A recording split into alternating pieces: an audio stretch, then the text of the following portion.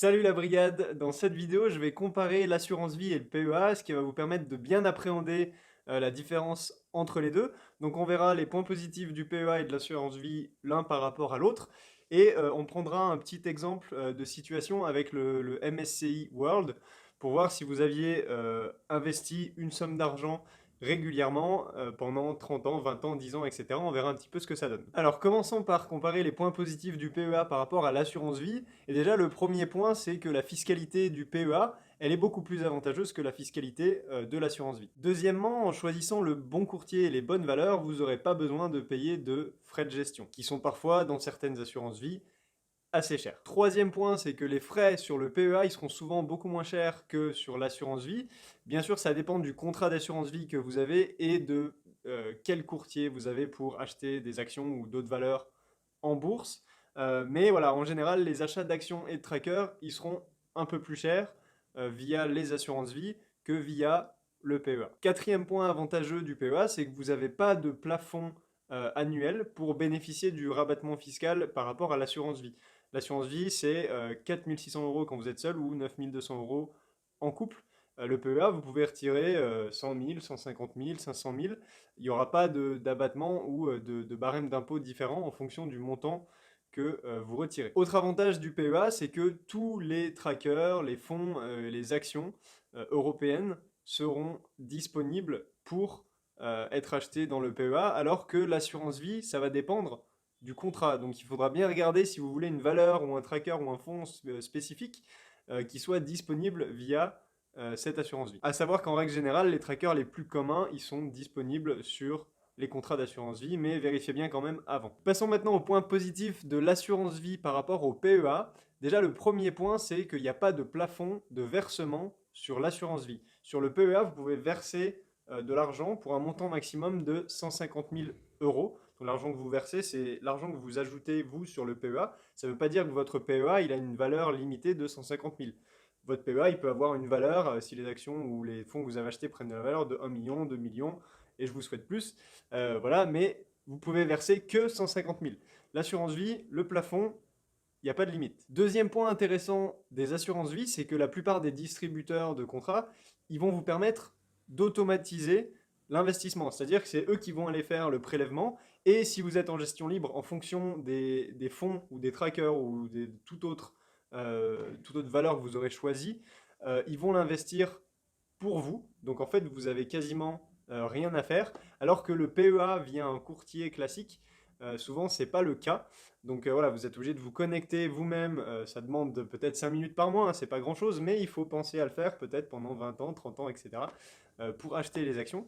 À savoir qu'il y a, il faut bien se renseigner parce qu'il y a, il me semble, alors Linksea, il faut vérifier, mais Yomoni, ils vous permettent d'investir sur le PEA. Donc c'est eux qui choisissent la location, mais il y a possibilité d'automatiser en utilisant leur service. Troisième point positif de l'assurance vie, c'est que vous trouverez des investissements que vous ne pouvez pas avoir sur le PEA. Je pense par exemple au SCPI, aux matières premières, aux actions étrangères encore. Donc voilà, PEA, plan d'épargne en actions, c'est basé sur des fonds, des trackers et des actions qui sont françaises et européennes. L'exception est faite pour les trackers synthétiques. Vous pouvez trouver des trackers, par exemple S&P 500, qui sont éligibles au PEA. On va passer directement à la simulation que j'ai faite en utilisant le MSCI World, en comparant assurance vie et tracker. On va voir donc un petit peu les rentabilités sur le document. Alors voilà à quoi ressemble ce document. Donc je vous présente un petit peu comment ça fonctionne. Vous avez les années sur la gauche et là, à la colonne d'à côté, vous avez la performance en fonction de chaque année. Ensuite, j'ai pris plusieurs hypothèses que vous voyez donc ici qui sont en fonction de la date de démarrage de l'investissement. Donc là, ce serait 1970, ici 1980, ici 1990, et j'en ai fait un autre qui était aux années 2000 ici. Et on verra les rentabilités en dessous. Je vais vous expliquer rapidement ça. Donc ça, c'est les valeurs que vous pouvez changer. D'ailleurs, le document est disponible dans la description de la vidéo. Donc ces valeurs-là, vous pouvez les changer. Montant initial, c'est le montant que vous mettez au début, à l'ouverture du compte. Donc là, en l'occurrence, de l'assurance vie. L'ajout mensuel, c'est l'argent que vous allez ajouter chaque mois. Les frais annuels de l'assurance vie, bah, c'est les frais qui sont prélevés pour la gestion de l'assurance vie. Les frais d'achat, donc là, vu que c'est basé sur un tracker, j'ai mis les frais d'achat tracker. Tracker, action ou autre investissement, les frais peuvent changer, donc il faut bien regarder le contrat. Les frais annuels du tracker qui changent également en fonction du tracker que vous choisissez. Et l'abattement annuel, donc là c'est au niveau légal. Il y a un abattement de l'impôt sur l'assurance vie. J'ai pris les valeurs du contrat Linksea Spirit qui a des montants et des frais assez faibles. Il n'y a pas d'affiliation ou quoi que ce soit, c'est juste que autant prendre un exemple concret pour pouvoir vous montrer un petit peu à quoi vous attendre vraiment avec une assurance vie. En bas, vous voyez qu'il y a deux onglets, donc assurance vie et PEA. Donc je vais vous montrer un petit peu les rentas de l'assurance vie là, et après on passera sur l'onglet PEA. Donc passons ici. Vous voyez que là, la première année, on a investi 12 fois 100, parce qu'il y a 12 mois, donc 1200, plus 100 du montant initial, donc ça fait 1300. Et avec les frais et la performance, on se retrouve à 1260. Donc voilà, après ça augmente. Vous pouvez regarder, vous voyez, il y a la formule ici. Si vous voulez rentrer dans les détails, vous pouvez regarder les formules à chaque fois. Des fois, j'ai aussi laissé des petits commentaires qui peuvent vous aider. Voilà, donc on va regarder là en fonction des différentes hypothèses. Donc là, de ce côté-là, c'est les frais annuels de l'assurance vie sur ces colonnes-là qui sont à côté de la renta. Hop, donc on va regarder un petit peu en fonction des différentes hypothèses. Je ne vais pas trop vous en montrer. Voilà. Donc là, on voit par exemple que euh, hop, j'ai mis les années en dessous. Là, on a dans ce cas-là 49 ans qui sont passés, on voit qu'on est à 3 quarts d'un million, 776 000 euros. En 39 ans, on voit que la renta est encore plus faible, 29 ans encore plus faible et 19 ans encore plus faible. C'est normal, en fait, ça vous démontre aussi l'intérêt des intérêts composés. Euh, L'intérêt des intérêts composés, c'est beau. Des fois, je fais des belles phrases.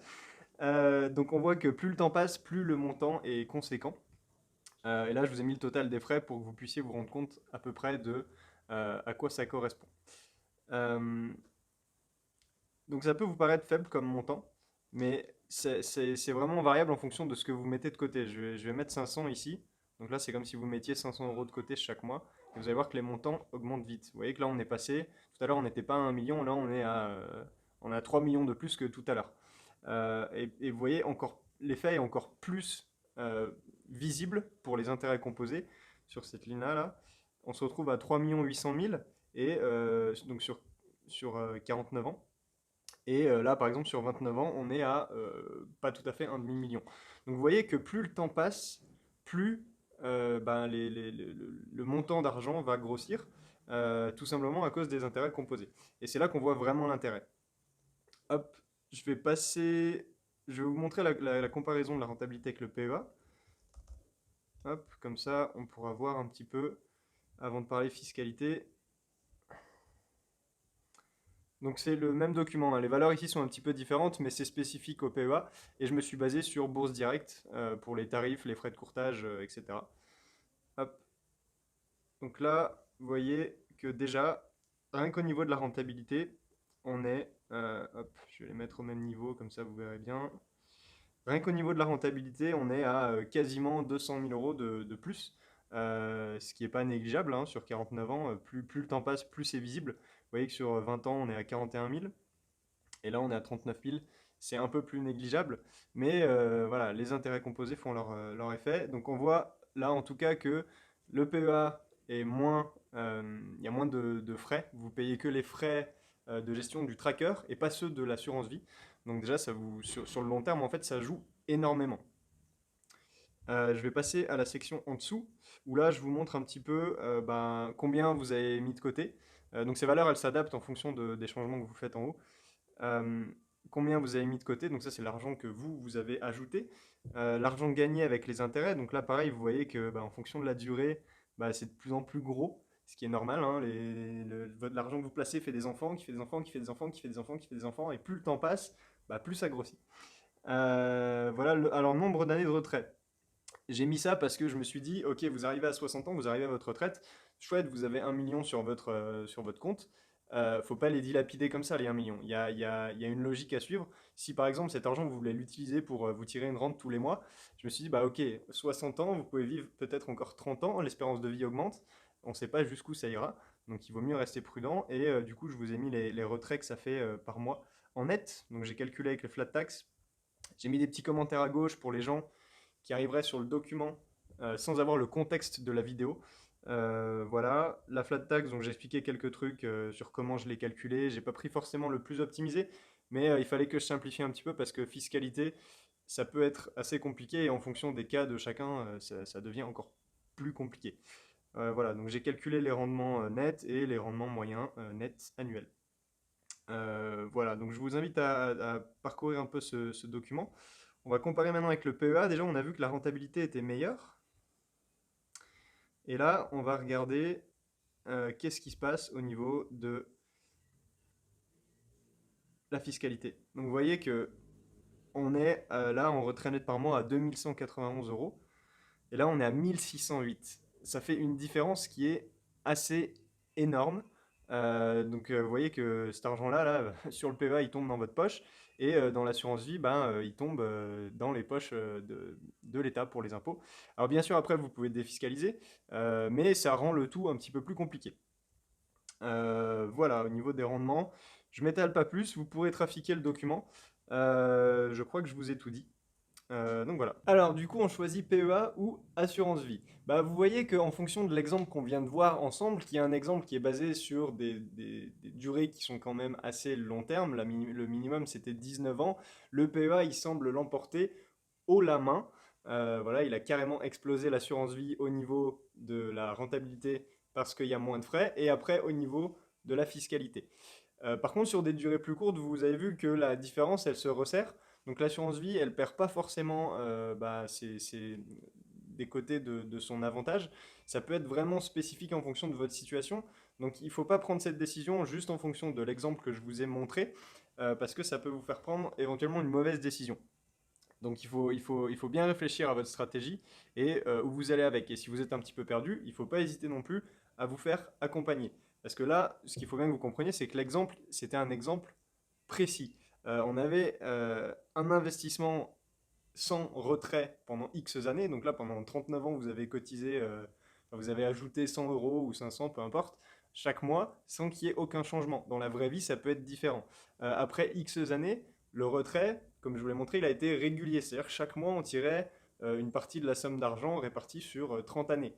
Pareil, dans la vraie vie, ça peut être différent. Il n'y avait aucune optimisation fiscale dans le cas de l'assurance vie. C'est pour ça qu'on a vu que fiscalement, ça pouvait être moins intéressant. Après, ça, en fonction de la situation de chacun, ça peut s'optimiser plus ou moins. Le choix délibéré au niveau de la taxation des impôts de l'assurance vie, j'ai pris les prélèvements sociaux et les prélèvements forfaitaires obligatoires. Donc c'est la flat tax pour l'assurance vie. Il existe d'autres façons de se faire imposer là-dessus. Donc voilà, il faut juste être conscient de ça. Je l'ai fait un petit peu pour simplifier le côté fiscalité de l'assurance vie qui est très compliqué. Donc vous l'aurez compris, dans ce cas précis, le PEA sort grand vainqueur, hein, surtout par rapport à la rentabilité et à la fiscalité derrière qui est moins compliquée. Par contre, il y a une chose à laquelle il faut faire attention, c'est que dans les prochaines années, il n'y a rien qui garantit que le PEA ou l'assurance vie ou la fiscalité ne va pas changer en votre avantage ou en votre désavantage. Donc il faut rester vigilant par rapport à tout ça. Et maintenant que vous cernez mieux les avantages et les points positifs de l'assurance vie et du PEA, il n'y a rien qui vous empêche de les faire travailler en complémentaire. Vous pouvez très bien avoir un PEA et plusieurs assurances vie et répartir vos stratégies d'investissement en fonction des contrats d'assurance vie ou du PEA et également les trackers. Parce que vous voyez que sur la rentabilité sur le PEA, elle est plus importante. Donc voilà, ce sera à vous d'ajuster en fonction de votre stratégie. Dans l'article qui est avec la vidéo que vous trouverez dans la description, je m'étalerai un petit peu sur la rente viagère pour le cas des retraites parce que la fiscalité est différente et j'ajouterai une petite comparaison avec le compte titre. En attendant, je vous dis à la prochaine. Ciao!